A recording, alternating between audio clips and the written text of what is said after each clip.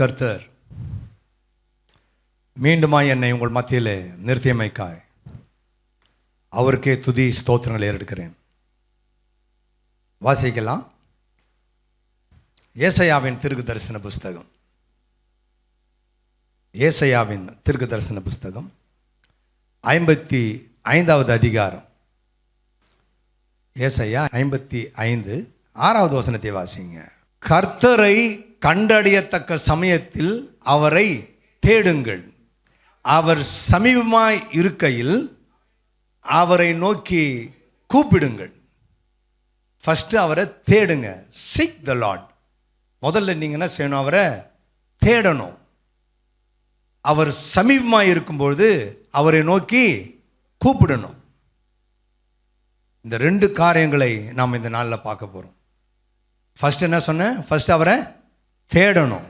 ரெண்டாவது நம்ம என்ன செய்யணும்? அவரை நோக்கி கூப்பிடணும். ஜெபம் செய்வோம். ஒரே ஒருவராய் இருந்து கொண்டு பெரிய பெரிய அதிசயங்களையும் ஆச்சரியங்களையும் அற்புதங்களையும் செய்கிறதான எங்கள் கர்த்தாதி கர்த்தாவே, அடியனுடைய வாயின் வார்த்தைகளும் இங்கே இருக்கிறதான எங்களுடைய இருதயத்தின் தியானமும் உம்முடைய சமூகத்தில் பிரீதியாய் இருப்பதாக. ஆமேன். கர்த்தரை கண்டறியத்தக்க சமயத்தில் அவரை தேடுங்கள், அவர் சமீபமாய் இருக்கையில் அவரை நோக்கி கூப்பிடுங்கள். ஏன் ஏன் அவரை தேடணும்? ஏன் அவரை நோக்கி கூப்பிடணும்? நம்மளுடைய தேவன் சாதாரணமான தேவனே கிடையவே கிடையாது. அவர் சர்வ வல்லமை உள்ளவர். ஒரு ஆமென் சொல்லுங்க. அவர் சர்வ வல்லமை உள்ளவர். நான் இதை நேற்று ஐயா சொன்னாங்க, அண்ணன் நாளைக்கு நீங்கள் தான் மெசேஜ் அப்படின்னு சொன்ன பிறகு சரி அப்படின்னு தியானிக்க ஆரம்பித்தேன்.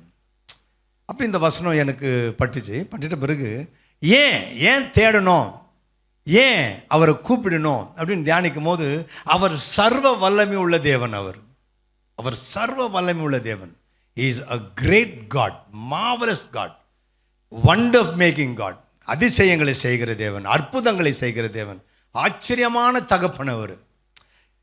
அப்போ நான் வசனங்களை தேட ஆரம்பிக்கும் பொழுது ஒவ்வொரு வசனத்தையும் நான் படிக்க எனக்கு அப்படியே புல் அரிச்சது பாருங்க. அவர் சர்வ வல்லவர் மாற்றம் கிடையாது, அவர் சகலத்தையும் அறிந்தவர்னு வேற பார்த்தேன். சகலத்தையும் அறிந்தவர் அவர். சர்வ வல்லமை உள்ளவர்னு எப்படி சொல்றேன் பாருங்க. ஏசாயா 44 அதுல 24, நானே எல்லாவற்றையும், அது நன்மையா இருக்கட்டும் அது தீமையா இருக்கட்டும், நீங்க கவலைப்படாதீங்க, நீங்க எதை குறித்து நீங்க பயப்படாதீங்க, வருத்தப்படாதீங்க. இன்னைக்கு நம்ம அநேக சாட்சிகளை கேட்டோம். எங்க 4 பிள்ளைங்க இனோவா காரை எடுத்துன்னு போயிட்டு வருது சாதாரண விஷயமா? நான் சொல்றது புரியுதுங்களா? ஆனால் அவங்க சொல்ல எனக்கு பயமாக இருந்தது. நான் என் மனைவி கிட்ட நான் சொன்னேன், நானா இருந்தனாக்கா காரை ஓரம் கட்டு, எங்கே போயினுக்குறோம் அங்கே நிறுத்து காரை, நான் வந்துடுறேன், இல்லை நான் யாருன்னு அனுப்பி விடுறேன். நம்ம அப்படி தானே சொல்லுவோம். பட் நான் உண்மை அம்மாவை நினச்சேன், விசுவாசம் ரொம்ப பெருசு. கர்த்தாவே எப்படின்னா அவங்களை என் பிள்ளைங்களை கூட்டுவாங்க. 4 பிள்ளைங்களை சின்ன பிள்ளைங்க, பேர பிள்ளைங்களா இருக்கிறாங்க. எவ்வளோ பெரிய விஷயம். அவர் எவ்வளோ அதனால தான் சொல்கிறேன், அவர் சகலத்தையும் செய்கிறவர். நான் ஐம் டூயிங் எவ்ரிதிங். நீ தைரியமா இருமா, நீங்க தைரியமா இருங்க, சகலத்தையும் செய்கிறோம். அது எப்படின்னு சொல்றேன் பாருங்க, படிங்களேன். I am alone. நான் மாத்திரமே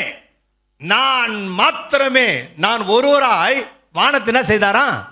ஏங்க வீட்டில் ஒரு பெட் இருக்கு இல்லைங்களா, அது மேலே ஒரு பெட்ஷீட்டை விரிக்கணும்னாக்கா நம்ம 4 பேர் இருப்போம். நீ இங்கே வா, இங்கே பிடி, நீ வா, இங்கே பிடி, நம்ம அப்படி சொல்லுவோமா இல்லையா? அது பிரிக்கிறதுக்கே ஒரு பெட்ஷீட்டுங்க, ஒரு பெட்டு மேலே போடுற ஒரு பெட்ஷீட்டை பிரிக்கிறதுக்கு நம்ம கையை பிடிச்சி இழுத்துன்னு இங்கே இழுத்துக்குள்ள அங்கே போவோம். நான் சொல்கிறது உங்களுக்கு விளங்கும்னு நினைக்கிறேன்.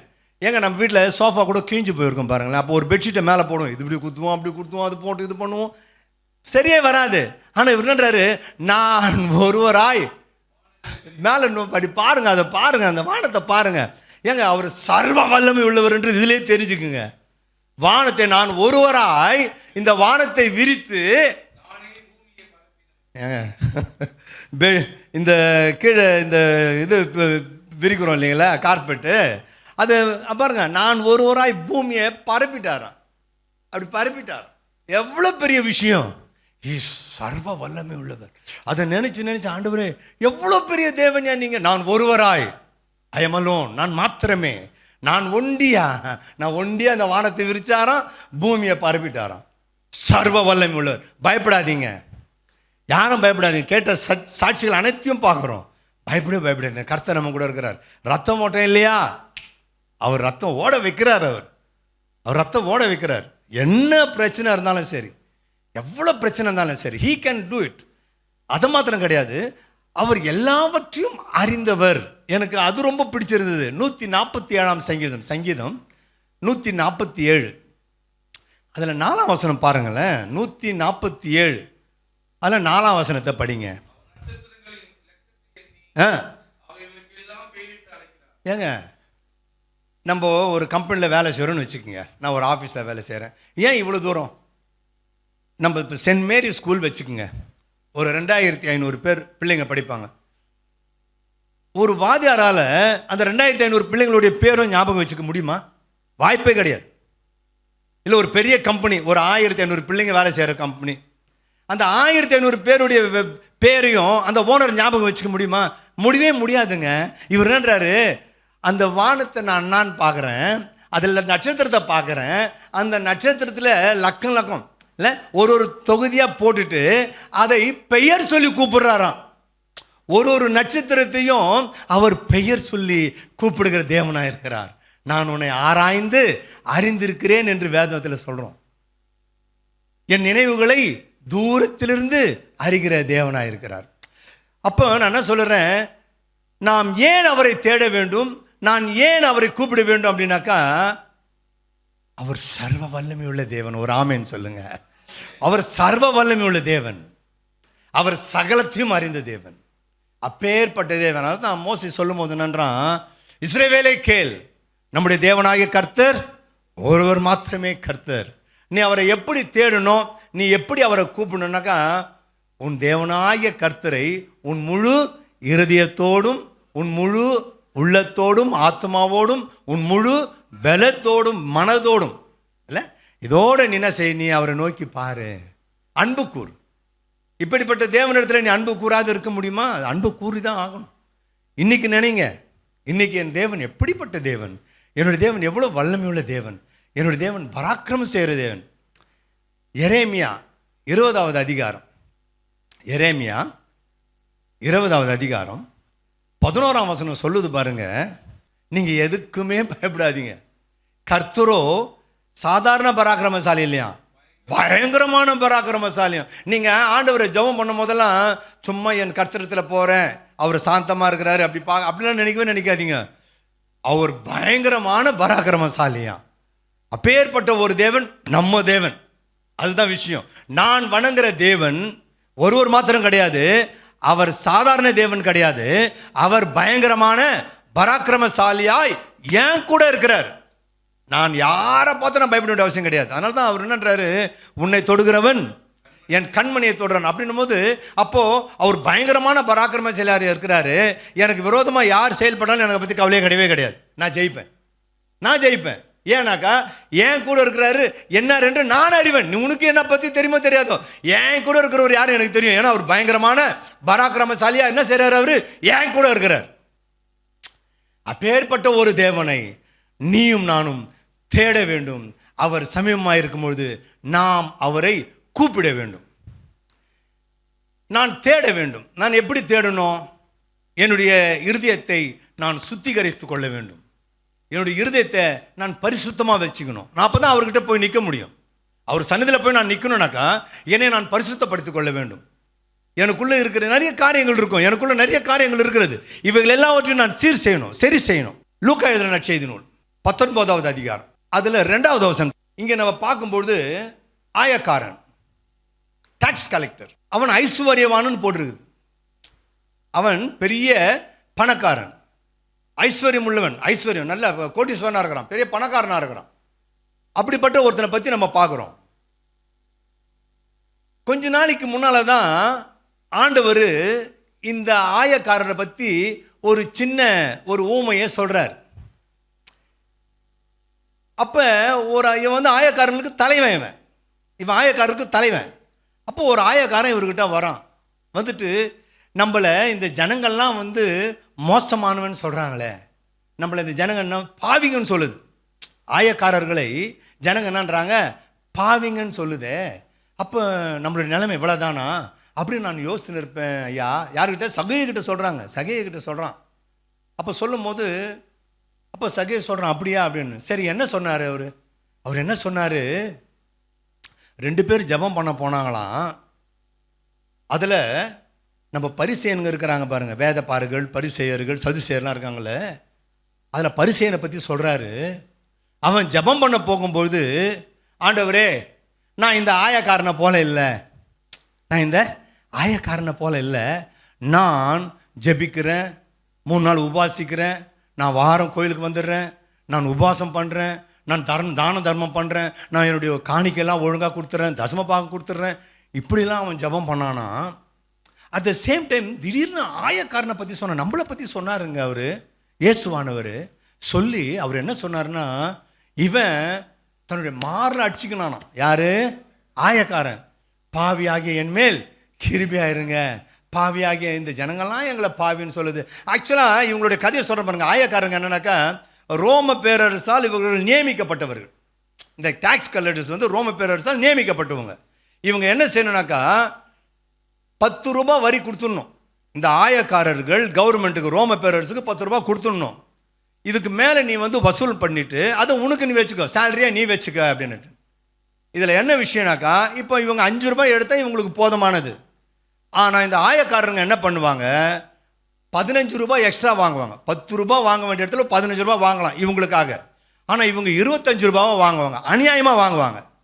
ஸோ அப்போ ஜனங்க நினைப்பாங்க, ஏப்பா 10 ரூபாய் அவங்களுக்கு நீ வரி செலுத்தணும், ஒரு 15 ரூபாய் வாங்கலாம் உனக்காக சேர்த்து, ஆனால் நீ வாங்குறது 25 அநியாயமான, அதை பற்றி அவங்க கவலை கிடையாது. அந்த வரி என்ன செய்தாகணும், ஜனங்க கட்டி தான் ஆகணும். ஆகவே இது அநியாயமாக வாங்குற காசு. அப்போ இந்த அநியாயமாக வாங்குறவங்களை பற்றி நம்மளை பற்றி இவ்வளோ தப்பாக நினைக்கிறாங்களே அப்படின்னு நினைக்கும் போது, அப்போ ஆண்டவர் நன்றாரு, பாவியாக என் மேல் கிருபையாயிரும், பாவியா திருந்தி மனம் வருந்தி அழைக்கிற அந்த ஆயக்காரர்கள்லாம் வந்துட்டு மனம் திரும்பி ஜெபிக்கும் பொழுது, அப்போ ஆண்டவர் சொல்கிறாரு 14ஆம் வசனத்தில் 18-14 லூக்கா எழுதின நற்செய்தி நூல் 18ஆவது அதிகாரம் 14ஆவது வசனம். பார்த்தீங்களா, நீதிமான் ஆக்கப்படுகிறான். இவன் ஜெபிக்கும்போது, ஆண்டவரிடத்தை தன்னை மனம் திரும்பி ஜெபிக்கும்போது அவனல்ல இவன் நீதிமானாக மாற்றப்படுகிறதே நாம் பார்க்குறோம். அப்போ சகையை யோசிக்கிறான். அப்போ நம்ம ஜெபிச்சோம்னா, நம்ம மனம் வருந்தோம்னோம்னா, நம் மனம் மாறினோம்னா, கர்த்தர் நம்மை நீதிமானாக மாற்ற வல்லவராக இருக்கிறார். ஆமேன்னு சொல்லுங்க. நம்ம நீதிமானாக மாற்றுகிறார் என்று சொல்லி இவன் யோசிக்க ஆரம்பிச்சிட்டான். அப்போ நான் கர்த்தரிடத்தில் மனம் தேடணும், என் தேவனை நான் பார்க்கணும், இவன் பார்த்த அந்த இயேசு கிறிஸ்துவை நான் பார்க்க வேண்டும், நான் தேட வேண்டும், நான் அவரை கண்டு கொள்ள வேண்டும் என்று தேட ஆரம்பிச்சிட்டான் பாருங்க. அவர் என்றைக்கு இந்த எரிகோக்குள்ள வருவார், என்னைக்கு வருவார், ஆண்டவரே உம்மை நான் ஏங்குகிறேன், உம்மை தேடுறேன். அதனால தான் கர்த்தரை கண்டடைய சக்க சமயத்தில் அவர் என்ன செய்யுங்க, நீங்க தேடுங்க. இவன் தேட ஆரம்பிக்கிறான். எப்படி தேடுறான் பாருங்க. 3ஆம் வசனத்தை வாசிங்க. லூக்கா 10. இயேசு ஏங்க அதாவது வகை தேடுறானா, அவர் எப்படிப்பட்டவரோ என்று பார்ப்பதற்காக அவன் என்ன செய்யறான், வகை தேடுறான். எப்படி தேடுறான், நான் போய் பில்டிங் மேலே நின்று பார்க்கலாமா, இல்லை இப்போ அவரை சுற்றி அவர் சாதாரணமாக 2 பேரும் 3 பேரோட வர்ற ஆள் கிடையாது, அவர் திரளான கூட்டத்தோடு வருவார். நீங்கள் பைபிளில் எந்த இடத்துல பார்த்தாலும் இயேசு வரும்போது அவருடைய எவ்வளோ இருந்தது, திரளான கூட்டம். திரள் தான் போட்டிருக்கோம், ஜனக்கூட்டம்னு போட்டிருக்கோம். திரளான கூட்டம் வரும். இப்போ நான் அவரை பார்க்க முடியாதே, முன்னாலேயும் அவ்வளோ கூட்டம் இருக்கும், பின்னாலேயும் அவ்வளோ ஜனங்க இருக்கும், நான் எப்படி அவரை பார்க்க முடியும்? வகை தேடுறான். How can I see him? ஓடி போய் முன்னால் விழுந்துடலாமா? ஏங்க இப்போ என்ன விஷயம்னா, இவன் ஆயக்காரர்களுக்கு தலைவன், 2வது பெரிய பணக்காரன். நான் என்னுடைய ஸ்டேட்டஸ், என்னுடைய மதிப்பு, என்னுடைய மரியாதை, இது எனக்கு தடுக்குது. நான் அவரை போய் பார்க்க வேணும் போது எனக்கு தடுக்குது. இப்போ பாருங்க, நீங்கள் இந்த ஹிந்துஸ்லாம் பார்த்தீங்கன்னு வச்சுக்கோங்க, அவங்கெல்லாம் வந்துட்டு அப்படியே தோப்பு கரணம் போடுவாங்க, பார்த்துருக்குறீங்களா? நம்மக்கிட்ட அந்த பக்தி இல்லைங்க. கீழே விழுவாங்க, அவ்வளோ பக்தி. யார் பார்க்குறா, எவங்க பார்க்குறா, அதை பற்றி கவலையே கிடையாது. அவனுக்கு இருக்கிற பக்தி நம்மக்கிட்ட இல்லையே. தலையில் கொட்டிக்கிறான், அப்படியே தலையில் கொட்டிக்கிறான், அவ்வளோ பக்தி. இவன் பாருங்க, வகை என் தேவனை நான் எப்படி பார்க்க வேண்டும் என்று சொல்லி வகை தேடுறான். இவனுக்கு ஸ்டேட்டஸுங்க, இவன் ஆயக்காரர்களுக்கு தலைவன், ரிச் மேன், பணக்காரன், கோட்டீஸ்வரன். ஆனால் இவன் நான் எப்படி, அந்த வசனம் ரொம்ப அழகாக சொல்ல பாருங்க. வகை தேடினான், படிமா, அவன் குள்ளங்க, ஆயக்காரர்களுக்கு தலைவன், பெரிய கோட்டீஸ்வரன், ப்ளஸ் இவனுடைய ஃபிசிக்கல் பாடி வந்துட்டு குள்ளமா 4 அடியாக இருக்கலாம், இல்லை ஒரு 3 அடி ஹைட்டாக கூட இருக்கலாம். சராசரி ஒரு மனுஷனுடைய ஹைட் வந்து 5, 5.5. இவன் ரொம்ப கொஞ்சம் குள்ளமா 4 அடியில் இருக்கிறான்னு வச்சுங்க. வகை தேடுறான், நான் எப்படி பார்ப்பேன் அவரை, போய் எகிரி குதிக்கலாமா, இல்லை கல் போட்டு ஏறலாமா யோசித்துட்டு அந்த 4ஆம் வசனம் அவனை சித்தரிக்கும் பாருங்க. 4ஆம் வசனம் படிங்களேன். ஏங்க யாருங்க ஓடுவா? ஒருத்தர் வராங்க, ஒரு தலைவர் வராருன்னா அவரை பார்க்குறதுக்கு யார் ஓடுவாங்கன்னு நினைக்கிறீங்க? தொண்டருங்க ஓடுவாங்க, சின்ன சின்ன பசங்க ஓடும் இல்லை? அதில் இவன் வந்து பெரிய தலைவன், இவன் ஓடுறானாங்க, என்னடா குள்ளமும் ஓடுறான்னு யோசிப்பாங்களே. இவன் பாருங்க, இவனுக்கு அதெல்லாம் இல்லைங்க, அவன் எல்லாவற்றையும் விட்டு விட்டான். இதை தான் சொல்கிறேன், யார் இல்லை சிறு பிள்ளைகளை போல நீங்கள் மாறாவிட்டால் பரலோக ராஜ்யத்தில் உங்களுக்குன்னா இல்லை இடமே கிடையாது. இவன் சின்ன பையனாக மாறிட்டான் பாருங்க. இந்த சக்கையு அவ்வளோ பெரிய கோட்டீஸ்வரன், அவ்வளோ பணக்காரன், ஆயக்காரர்களுக்கு தலைவன், அவ்வளோ பெரிய தலைவனாக இருக்கிறான். அவனுடைய ஸ்டேட்டஸை மறந்துட்டான், அவனுடைய பணத்தை மறந்துட்டான், அவனுடைய ஐஸ்வர்யத்தை மறந்துட்டான், தன்னுடைய தகுதியை மறந்துட்டான், எல்லாவற்றையும் மறந்து விட்டு அவருக்கு முன்னால் ஓடுறானா. இப்போ மரத்தை ஏறும்போது பார்த்துருப்பானா? அதை பற்றி அவனுக்கு கவலையே படலைங்க. அவன் அதை பற்றி கவலைப்படவே இல்லை. கர்த்தரை கண்டடைய சக்க சமயத்தில் அவர் என்ன செய்யுங்க, நீங்கள் எங்கள் ஐயா வந்துன்னுக்கிறாரியா, எங்கள் ஐயா வந்துன்னுக்கிறார், I have to seek him. தேவனுடைய ராஜ்யத்தையும் அவருடைய நீதியும் தேடுங்கள், அப்போது இவைகள் எல்லாம் உங்களுக்கு கூட கூட கூட கூட. ஒரு இனோவா இல்லை, 4 இனோவா நம்ம வீட்டில் நிற்கும். ஒரு ஆமேன்னு சொல்லுங்க. கர்த்தர் அவ்விதமாக நம்மளை ஆசீர்வதிப்பார். தேடுங்க, கர்த்தரை கண்டடையத்தக்க சமயத்தில் அவரை தேடுங்க. இவன் போகிறாங்க, இவன் போயிட்டு மரத்தில் ஏறிட்டான். நான் அதனால தான் சொன்னேன், அவர் எல்லாம் அறிந்தவர். நீ என்னதான், நீ எங்கே ஒழிஞ்சுதானே சரி, நான் பாதாளத்தில் போய் படுக்கை போட்டாலும் அங்கேயும் உமது கரம் என்ன செய்து தூக்கும், அங்கேயும் என்னை தாங்கும், என்னை அங்கே பலப்படுத்தும், நீ அங்கேயும் இருக்கிறீர் ஆண்டவர் என்றான். என் நாவில் சொல் பெறுவதற்கு முன்பதாக இதோ கர்த்தாவே அவைகள் எல்லாவற்றையும் நீர் தான் விஷயம். அப்புறம் போய் மரத்தில் ஏறிட்டுனாக்க என்னை பார்க்காது இருப்பாரான்னா தெரியும் அவருக்கு. நேரம் அங்கே தாங்க வராரு, நேராக போக வேண்டியவர் மறுபக்கமாக வராரு.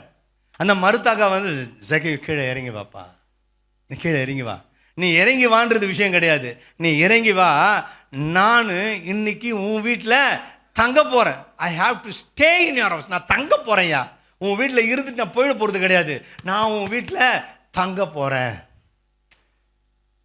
அப்போ ஒரு ஸ்டேட்மெண்ட் ஒன்று தருவான். நான் உன் வீட்டில் தங்க போகிறேன்னு சொன்னோன்னுமே ஒரு ஸ்டேட்மெண்ட் தருவான் பாருங்கள். 8ஆம் வசனத்தை வாசிங்க. இதுக்கு முன்னால் இருக்கிற ஒரு வசனத்தை படிச்சுருங்க, 7ஆம் வசனத்தை படிங்க. இதுதாங்க விஷயம். இவங்க ஆயக்காரர்களை பார்த்தாவே மக்கள் மனசில் என்னன்னு பட்டுடுச்சு, பாவிகள் அப்படின்னு பட்டுடுச்சு. அப்போ அந்த ஜனங்க பேசுது பாருங்க. அவன் முன்னால் போயின்னுக்கிறான், ஏசு அவனை கையை பிடிச்சி கூட்டின்னு போகிறான். அவன் வந்து ஐயா வாங்க என் வீட்டுக்கு, ரொம்ப சந்தோஷம் அப்படின்னு போகும்போது இந்த ஜனங்கள், அதுதானே சொல்கிறேன், தடைகள் வரும், வேதனைகள் வரும், கஷ்டங்கள் வரும், சமாதானம் இல்லாத சூழ்நிலை வரும். நீங்கள் கவலைப்படாதீங்க, எதை பற்றி நீங்கள் கவலைப்படாதீங்க. கர்த்தரோ பயங்கரமான பராக்கிரமசாலியாய் என் கூட இருக்கிறார், என் கூட இருக்கிறார், என்னை யாரும் ஒன்றும் பண்ண முடியாது. இவனுக்கு அதுதாங்க விஷயம். இவங்க சொல்கிறாங்க பாருங்க, பாவியும் கூட வீட்டில் போய் தங்க போகிறாருன்றாரு. 7ஆம் வசனத்தை சொல்கிறாங்க, இந்த பாவியும் கூட போகிறாரு அவர், அவங்க கூட போய் சாப்பிட போகிறேன்றாரு அப்படின்னு சொல்லும் போது அவன் சொல்கிறான் பாருங்க, நிறுத்திட்டான். நில்லுங்க, ஏன் என்னை சும்மா இப்படி சொல்கிறீங்க, நில்லுங்க. நிறுத்திட்டான். நின்று கர்த்தரை நோக்கி, ஆண்டவரே, ஏங்க இவன் பெரிய பணக்காரன், இவன் கொடுக்குற ஸ்டேட்மெண்ட் பாருங்க, என்னுடைய ஆஸ்திகளில் பாதியை நான் ஏழைகளுக்கு கொடுக்குறேன், ஆஃப் கொடுத்துட்றேன், நான் பாதியே கொடுத்துட்றேன். அதுக்கு அடுத்து சொல்கிறான் பாருங்க, படிமா, நான் யார்கிட்டனா எதையாயிலும் அநியாயமாய், ஏங்க இப்போ இந்த ஸ்டேட்மெண்ட் வச்சு நம்ம என்ன சொல்லலாம், அவன் அநியாயமாக வாங்கியிருக்கிறான்னு நினைக்கிறோமா? வாங்கியிருந்தது உண்டானால் அப்படின்னு போட்டிருக்கிறான். ஏன்னா எனக்கு தெரில ஆண்டவரே, நான் வாங்கினேன், நான் வந்து எனக்கு தேவையானது தான் நான் வாங்கியிருக்கிறேன், நான் அதிகமாக வாங்கினதா எனக்கு தெரியல, ஆனால் நான் வாங்கினேன்னு யாருன்னா சொன்னாங்கன்னு வச்சுக்கோங்க. ஏங்க என் ஆஸ்தியில் பாதியை கொடுத்துட்டாங்க, மீதி கொஞ்சம் தாங்க வச்சுன்னுக்கிறேன், நான் பாதி தான் வச்சுன்னுக்கிறேன். ஆனால் இவன் கொடுக்குற ஸ்டேட்மெண்ட் என்ன, நான் சப்போஸ் நான் வாங்கினது உண்டானால், எனக்கு வாங்கின மாதிரி எனக்கு தெரியலன்றான். எனக்கு நான் வாங்கியிருக்கலாம், அதாவது நான் 5 ரூபா வாங்கின இடத்துல நான் 6-7 ரூபா கூட வாங்கியிருக்கலாம். அப்படி யாருன்னா வந்து சொன்னாங்க, நான் ஏப்பா எல்லாருக்கும் நீ 15 ரூபா போட்டியா, எனக்கு மாத்திரம் நீ 17 போட்டேன்னு சொன்னாங்கன்னு வச்சுங்க, அந்த 2 ரூபாவை நான் எத்தனையா தரேன்றான், 4 எத்தனையா தரேன்றான். எவ்வளோ கட்ஸ் வேணுங்க. இயேசு கிறிஸ்து உள்ள வந்த பிறகு அவனுக்குள்ள வர்ற ஸ்டேட்மெண்ட் எப்படி இருக்குது பாருங்க. நான் அப்படி வாங்கிட்டு இருந்தேனாக்கா நான் அதை 4 எத்தனையாக திருப்பி தருகிறேன்னு சொன்னா ஆண்டவர் ஷாக் ஆயிட்டாரு. நீ அநேகமாக வாங்கின மாதிரி எனக்கு கூட தெரியல, சப்போஸ் நீ வாங்கிருந்து யாருன்னா கேட்டாங்கன்னா கொடுத்துரு, இந்த வீட்டுக்கு இன்னைக்கு என்ன வந்துடுச்சு, இவனும் ஆபிரகாமின் குமாரனாய் இருக்கிறானே. அவன் அங்கீகரிச்சுக்கிறாருங்க, அவரை அங்கீகரிச்சுக்கிறார். இதோ வாசற்படியில் நின்று கதவை தட்டுகிறேன், ஒருவரின் சத்தத்தை கேட்டு கதவை திறந்தால் நான் உள்ள போய் என்ன செய்வேன், அவன் கூட போஜனம் பண்ணுவேன், நான் அவன் கூட போய் சாப்பிடுவேன்றாருங்க. ஏங்க இதுதாங்க விஷயம். கர்த்தரை கண்டடையத்தக்க சமயத்தில் அவரை தேடுங்க. நீங்க தேடி பாருங்க, அவர் வராரு, உங்க கூட அவர் சாப்பிடுறாரு. ஒரு ஆமேன்னு சொல்லுங்க, ஒரு ஹல்லேலூயா சொல்லுங்க. நம்ம கூட நம்ம தேவன் வந்து சாப்பிடுறது சாதாரண விஷயம் கிடையாது. So we have to seek him. நம்ம வந்து என்ன செய்யணும், அவரை தேடணும். அவர் சமீபமாக இருக்கு, தேடும்போது அவர் வந்துடுவார், வராமல் இருக்க மாட்டார், வந்துடுவார். அதுதான் நம்மளுடைய தேவன். அவர் தான் நான் இந்த ஜாதி, நான் 5 ஜாதி, நான் வந்து பெரிய ஜாதி, என் குலம் பெருசு அப்படிலாம் கிடையவே கிடையாது, கிடையவே கிடையாது. உபாகமனின் புஸ்தகம், உபாகமம் 4வது அதிகாரம், உபாகமம் 4:7, நம்முடைய தேவனாகிய கர்த்தரை நாம் தொழுது கொள்ளும் போதெல்லாம், யாரெல்லாம் அவரை தொழுது கொள்கிறீங்களோ, யாரெல்லாம் முட்டி போட்டு சாஷ்டாங்கமா விழுந்து அவரை தொழுது கொள்கிறீர்களோ, நாம் தொழுது கொள்ளும் போதெல்லாம் அவர் நமக்கு சமீபமா வந்துடுறாராம். நம்ம தொழுது கொள்ளும் போதெல்லாம் அவர் நமக்கு சமீபமா வந்துடுறான். சமீபமா வருகிறதை போல தேவனை இவ்வளவு சமீபமாய் பெற்ற, ஏங்க நம்ம கிறிஸ்துவ ஜாதி தாங்க பெரிய ஜாதி. ஒரு ஆமேன்னு சொல்லுங்க. நம்ம கிறிஸ்துவ ஜாதி தாங்க பெரிய ஜாதியே. பைபிள் சொல்லுது, நான் சொல்லல, பைபிள் சொல்லுது. நாம் தொழுது கொள்ளும் போதெல்லாம் அவர் நமக்கு சமீபமா வந்துடுறாராம். இப்படி அவரை சமீபமாக பெற்ற வேற பெரிய ஜாதி எதுன்றான் பைபிள் சொல்லுது. மோசே சொல்றான், நீ கூப்பிடும் போதெல்லாம் அவர் முன்னாடி வந்து நின்றுறாருயா, அவர் பக்கத்தில் வந்து நின்றுறாரு, அவர் சமீபமாக வந்து நின்றுறாரு. நீ கவலைப்படாது, நீ பயப்படாது, நீ தீயங்காதே, கலங்காதே. வண்டர்ஃபுல் தேவன் கர்த்தர், அவ்வளோ பெரிய. அந்த ஜாதியை சேர்ந்து நம்ம ஜாதி அப்படிப்பட்ட ஒரு ஜாதி. இந்த கிறிஸ்துவ ஜாதி சாதாரண ஜாதி கிடையாது. அப்போ நாம் தொழுது கொள்ளும் போதெல்லாம் அவர் சமீபமாக வந்து நின்றுறார், அவர் சமீபமாக வந்து நின்று விடுகிறார். அப்பேற்பட்டவர். இங்கே நாம் ஏன் தொழுது கொள்ளணும், நாம் ஏன் அவரை தேடினாக்கா, நம்ம கூப்பிடும் போது அவர் கிட்ட வந்துடுறார். இந்த எரிகோவுக்கு 2 எரிகோ, ஒரே எரிகோ கிடையாது. பழைய எரிகோவை நம்ம யோசுவனா சேர்த்துட்டான், ஒடிச்சு எரிஞ்சாச்சு. இப்போ அதை தாண்டி அடுத்த எரிகோக்குள்ள வர போறாங்க. மார்க் எழுதின நற்செய்தி நூல் 10வது அதிகாரம் 46. இங்க பர்த்திமேயுன்னு ஒரு குருடன் பிச்சை கேட்டுன்னு இருக்கிறான். இப்போ அவங்கிட்ட ஒருத்தர் சொல்லி இருக்கிறார், எப்படி நம்ம ஜக்கை கிட்ட சொன்னாங்களோ அதே போல பர்த்திமேயுக்கிட்டையும் ஒருத்தர் சொல்லியிருக்கிறார். என்ன சொல்லியிருக்கிறாரு, பர்த்திமேயு, உனக்கு ஒரு விஷயம் சொல்கிறேன் கேட்டுக்கோ, உனக்கு ஒரு நல்ல விஷயம் ஒன்று சொல்கிறேன் கேட்டுக்க. நான் போன மாதம் எருசலேம் போயிருந்தேன். அங்கே எருசலேம் போயிருந்தப்ப இயேசு கிறிஸ்துவை பார்த்தேன். அப்படியா? ஆமாம், நான் இயேசு கிறிஸ்துவை பார்த்தேன். அங்கே பிறவி குருடன் அவன் வந்து, ஆண்டவரே எனக்கு இறங்குன்னு சொன்னான். இவர் டக்குன்னு எச்சியை கீழே துப்புனாரு, குழைச்சாரு, அவன் கண்ணில் தடுவினாரு. போய் அந்த சீலம் கழுத்தில் போயிட்டு நீ போய் கழுவு அப்படின்னு சொன்னார். அவன் போய் கண்ணை கழுவிட்டு வந்து அவன் கண்ணை பார்க்கணுமே, அதனுடைய அழகை பார்க்கணுமே, அதனுடைய வெள்ளை நிறத்தை பார்க்கணுமே, அது உள்ள அந்த கருப்பை பார்க்கணுமே, அதுக்குள்ள அந்த மண்ணியை பார்க்கணுமே. அவ்வளோ அழகா இருந்தது பத்துமேயும், அவ்வளோ அழகா இருந்தது. இந்த வழியா அவர் வந்தாருன்னு நீ கேள்விப்பட்டினா, நீ உன் காதல இயேசுவானவர் இந்த எரிவுக்குள்ள வராருன்னு நீ கேள்விப்பட்டுட்டேனா விட்டுடாத. பிறவி குருடனுக்கே அவர் சுகம் கொடுத்துருக்கிறாருனாக்கா உனக்கு அவர் சுகம் தர வல்லவராக இருக்கிறார். ஒரு அல்லேலூயா சொல்லுங்க. உனக்கு அவர் சுகம் தர வல்லவராக இருக்கிறார். அவர் சமீபமாக இருக்கும்போது நீ அவர் என்ன செய்யாத, விட்டுடாத. இவன் அன்னிலேருந்து தேட ஆரம்பிச்சிட்டான், அன்னிலேருந்தே யோசிக்க ஆரம்பிச்சிட்டான். என் தேவன் இந்த பக்கம் வருவாரா, என் கர்த்தர் இந்த பக்கம் வருவாரா, என் பரிசுத்தமுள்ள தேவன் இந்த வழியாக எனக்கு சுகம் தர வருவாரா. இன்னைக்கு நிறைய நம்ம பேர் இந்த இது சாட்சிகளை கேட்டோம், இது ஜபம் எத்தனையோ குறிப்புகளை பார்த்தோம். சுகத்துக்காக அநேகர் கவலைப்படாதீங்க, அவர் நமக்கு சமீபமாக இருக்கிறார். நீங்கள் கூப்பிடும் பொழுதெல்லாம் அவர் சமீபமாக இருக்கிறார். அப்பேற்பட்ட தேவன் நம்முடைய தேவன். நீங்கள் எப்பொழுதெல்லாம் தொழுது கொள்கிறீர்களோ அப்பொழுதெல்லாம் நம் தேவன் சமீபமாக வந்துடுறாரு. வேதம் சொல்லுது, வேதம் சொல்லுது. நீ கூப்பிடும் பொழுதெல்லாம் முழு மனதோடு முழு இருதயத்தோடு அவரிடத்துல நீ அன்பு கூறு, முழு ஆத்மமோடு முழு பலத்தோடு. முட்டி போட கவலைப்படாதீங்க, முட்டி போட முடியலன்னா நம்ம ஒன்றும் பண்ண முடியாது. முட்டி போட முடியும், முட்டி போடுங்க. முழு பலத்தோடு நீங்கள் அவரிடத்துல அன்பு கூறுங்க. ஆண்டவரே வாங்கய்யா, என் தேவனே வாங்க, நீங்க வாங்க, எனக்கு சுகத்தை கொடுங்க. வருவார், தருவார். இதோ இருக்கிறான் பாருங்க, ஒருத்தன் தேட ஆரம்பிச்சுட்டான், 1 மாசமா தேடினுக்கிறான். எங்க ஐயா இந்த பக்கம் வருவாரா, எங்க கல்யாண ஊர்வலம் போதுங்க, எப்பா ஒரே ஜனங்க நடமாட்டம், சத்தம் கேட்குது, என்னது சொல்லுங்க, ஏதோ ஒரு சத்தம் போதே, ஒரு கூட்டமா சத்தம் போதே, என்ன கூட்டம் அது, அது திருமண கூட்டம்பா. ஐயோ கல்யாண கூட்டமா, சரி இருக்கட்டும். இயேசுவானவர் வந்தார்னா கொஞ்சம் எனக்கு சொல்லுங்க, இயேசு கிறிஸ்து இந்த பக்கம் வந்தார்னா கொஞ்சம் எனக்கு சொல்லுங்க. அவர் சமீபமாய் வரும்போது அவரை நோக்கி நான் கூப்பிடணும், அவர் வந்தார்னா எனக்கு சொல்லுங்கய்யா. ஒரு சாவு ஊர்வலம் போகுது, எங்க என்னமோ போறாங்களே, என்ன சத்தம் அது, என்ன சத்தம், எப்பா அது ஒரு மரண ஓலம். அப்படியா, என் தேவனே, என் தேவனே என்னைக்கா வருவீங்க, உங்களுக்காக நான் ஏங்குகிறேன்யா.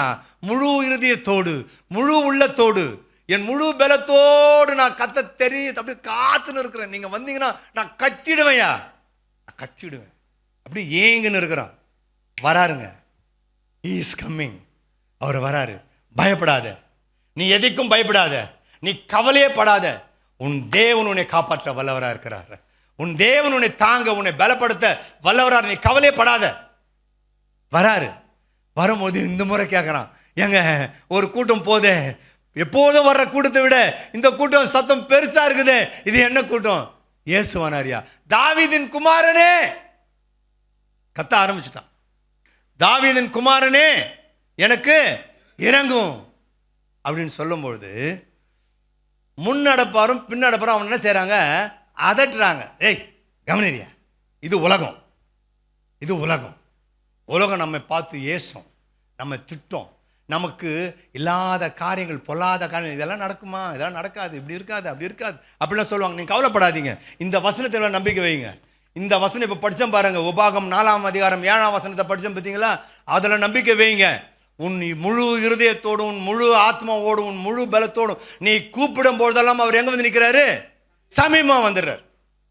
அவர் வந்துடுறார், நேருக்கு நேர் பேசு, டைரக்ட் டீலிங் தான். ஆபிரகாமின் தேவனும் ஈசாக்கின் தேவனும் யாக்கோப்பின் தேவனும் ஆகிய உன்னுடைய முற்பிதாக்களின் தேவன் அப்படி கிடையாது. நீ பயப்படாதே, நீ கலங்காதே, நான் உன் தேவன் மாறிடுச்சு. இனிமேல் நீங்க அப்படிதான் பார்க்கணும் அவரை. டைரக்ட் டீலிங் தான். நீங்க கூப்பிட்டீங்கன்னா அவர் வந்துடுவார். தேவனை தொழுது கொள்ளும் காலம் எங்கும் தொழுது கொள்ளலாம் பைபிளில் சொல்லியாச்சு. நீங்க அவர் எங்குமே தொழுது கொள்ளலாம். நம்ம இங்கே தான் போனோம், அங்கே தான் போனோம், அங்கே போனால் தான் அங்கே இருப்பார், இங்கே போனால் தான் அங்கே இருப்பார், அப்படிலாம் கிடையவே கிடையாது. எங்கேயும் நீங்கள் நின்ற இடத்துல ஜெபிக்கலாம். அவர் வந்துடுறார். நீங்க கூப்பிட்டோடனே வந்துடுறாராம். அவ்வளோ அருமையான தகப்பன் அவர், அவ்வளோ அருமையான தேவன் அவர், சமீபமாக வந்துடுறாராம். இவன் தாவீதின் குமாரனை இறங்குன்னு சொன்னு தடுத்துறாங்க. அந்த 48 படிங்க.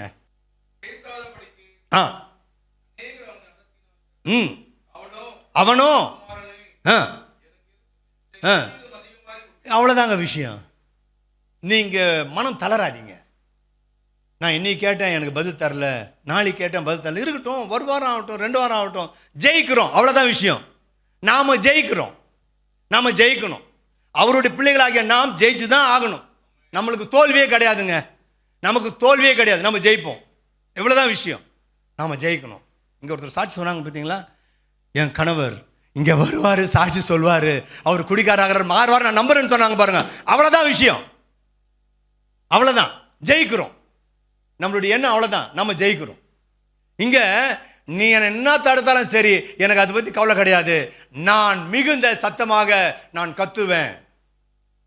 பூமியிலேருந்து நம்ம கூப்பிடுறோம் பார்த்தீங்களா, அது பரலோகத்தை ஒரு அசைக்கணும். பரலோகத்தை என்ன செய்யணும், அதை அசைக்கணும். அதுதான் விஷயம், அசைக்கணும். ஆபிரகாமே உன் பிள்ளை எனக்கு கொடுத்துரு அப்படின்ட்டு, கொடுத்துட்றையா, கத்தியை எடுத்து ஓங்குறான் பாருங்க. தேவதூதெல்லாம் பாருங்க, ஐயா அவன் ஓங்கிட்டாயா கத்திய, ஆபிரகாம் ஓங்கிட்டாயா. ஓங்கிட்டானா ஆபிரகாமேன்னு கத்துறாரு பாருங்க. ஆபிரகாமே உன் பிள்ளையான என்ன செய்யாத, கையே போடாத, நிறுத்துறா, போட்டுக்கிட்ட போற. பரலோகத்தை அசைக்கணும். நீ செய்கிற காரியங்கள், உன்னுடைய ஜபம், உன்னுடைய விசுவாசம், உன்னுடைய பயபக்தி பரலோகத்தை என்ன செய்யணும், அசைக்கணும். இவன் கத்துன கத்து. இப்ப 49 படிங்க. போதும், இயேசுவை நிறுத்திடுச்சுங்க. இவன் கத்துன ஃபர்ஸ்ட் கத்துனது கூட அவர் நிக்கல, ரெண்டாவது கத்துனாரு பார்த்தீங்களா, இயேசு நின்று அவனை அழைத்து வரும்படி சொல்றாரு. அதான் சொன்ன, இந்த உலகத்தை நீங்க நம்பாதீங்க, இந்த உலகம் ரொம்ப மோசமானது. இப்போ ஃபர்ஸ்ட் அவனை தடுத்து நிறுத்திச்சா, ஆனா இப்ப என்ன செய்து பாருங்க, அந்த படிங்க அந்த வசனத்தை. இயேசு நின்று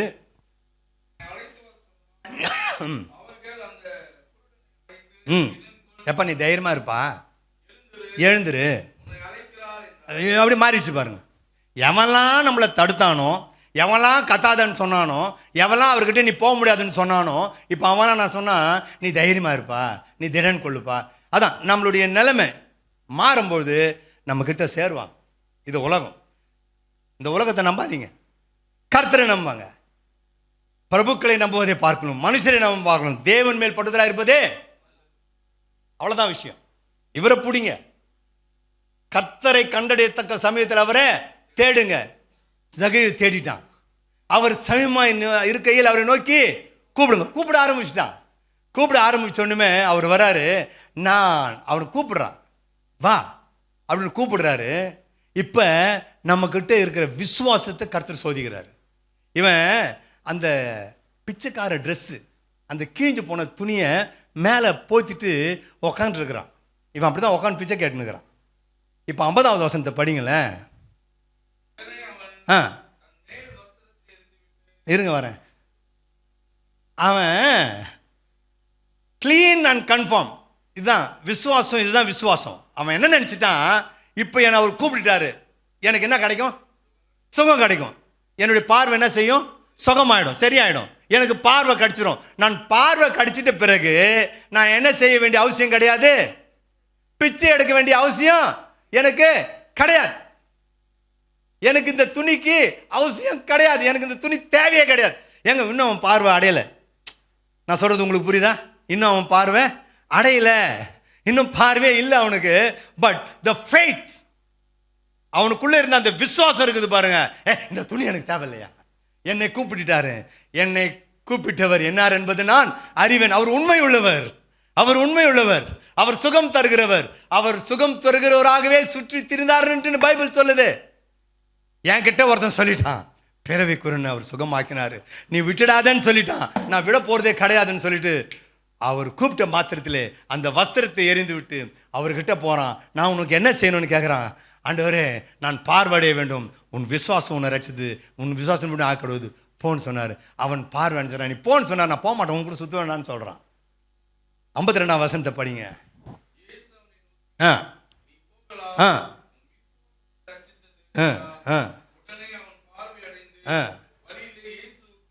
அவர் பின்னால போயிட்டான். எங்க ஏன்னா போவ, எங்க போவ, போ சொன்னா போயிடுவேனா?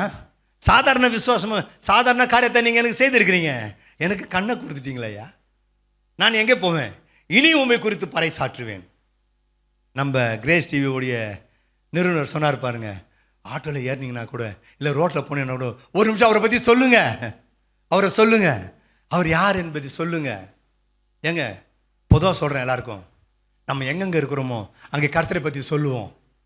நிறைய பேர் ஏரி வேலைக்கு போவீங்க, நிறைய பேர் ஸ்கூலுக்கு போவீங்க, டீச்சர்ஸாக இருக்கிறீங்க, நிறைய பேர் ஆஃபீஸில் வேலை செய்வீங்க. பொதுவாக சொல்கிறேன், யார் யார் எங்கெங்கே போறீங்களோ அங்கெல்லாம் கர்த்தரை குறித்து சொல்லுங்க. இவனை போ சொல்லிட்டாரு, நீ போகலாம், உன் விசுவாசம் உன்னை ரட்சித்தது. இல்லை இல்லை, நான் உங்களை குறித்து சொல்லணும், இன்னும் உங்களை பற்றி நிறைய கேட்டுக்கணும், நான் உங்களை பற்றி தெரிந்து கொண்டு நான் எல்லோருக்கும் உண்மை குறித்து சொல்ல வேண்டும், குறித்து சொல்ல வேண்டும். பிரியமானவர்களே, கர்த்தரை கண்டடையத்தக்க சமயத்தில் அவரை தேடுங்க, டெய்லி தேடுங்க. காலையில் தூங்கி எழுந்தோடனே கிச்சனுக்கு போகாதீங்க, காலையில் தூங்கி எழுந்தோடனே ஆஃபீஸ்க்கு ரெடி ஆகணும்னு சொல்லி டக்குன்னு ஆஃபீஸ்க்கு ஒருத்தர் ரெடி ஆகிடாதீங்க. அவரை முதல்ல தேடுங்க. ஒரு நாளைக்கு அவர் சொல்கிறாருங்க, 1 மணி நேரம் ஆகிலும் எனக்காக நீ வீழ்த்திருந்து ஜெபம் பண்ணக்கூடாது. நிறைய நேரம் இருக்குது. நான் சொல்கிறேன் பாருங்க, ஒரு கணக்கு, காலையில் தூங்கி எழுந்து ஒரு 15 நிமிஷம் கொடுங்க. மத்தியானத்தில் ஒரு டீ குடிக்கும்போது ஒரு 15 நிமிஷம் அவருக்கு ஒதுக்குங்க. சாப்பிட்றதுக்கு முன்னால் ஒரு 15 நிமிஷம் உட்காருங்க. சாயந்தரம் ஒரு 15 நிமிஷம் உட்காருங்க. நைட்டு படுக்கிறதுக்கு முன்னால் ஒரு அரை மணி நேரம் உட்காருங்க. இதுவே நம்ம கணக்கு பண்ணவே 1.5 மணி நேரம் ஆகிடும். இதை நீங்கள் கணக்கு பண்ணவே 1.5 மணி நேரம் 2 மணி நேரம் ஈஸியாக தரலாம். நீங்கள் ஜெபம் பண்ணுங்க. அவரை தேடுங்க. கர்த்தரை கண்டடையத்தக்க சமயத்தில் அவரை தேடுங்கள். அவர் சமீபமாக இருக்கையில் அவரை நோக்கி கூப்பிடுங்கள். அவர் சாதாரணமானவர் கிடையாது. அவர் வானங்களை விரிக்கிறவரும் பூமியை பிரித்தவரும் இல்லை, பயங்கரமான பராக்கிரமசாலியாக இருக்கிறார். பிரியமானவர்களே, அவரை தேடுங்கள், அவரை கூப்பிடுங்கள். கர்த்தர் உங்களை அபிரோதமாய் ஆசீர்வதிக்க வல்லவராக இருக்கிறார். தேவன் தாமே இந்த வசனங்கள் நமக்கென்று ஆசீர்வதிப்பாராக. ஆமேன்.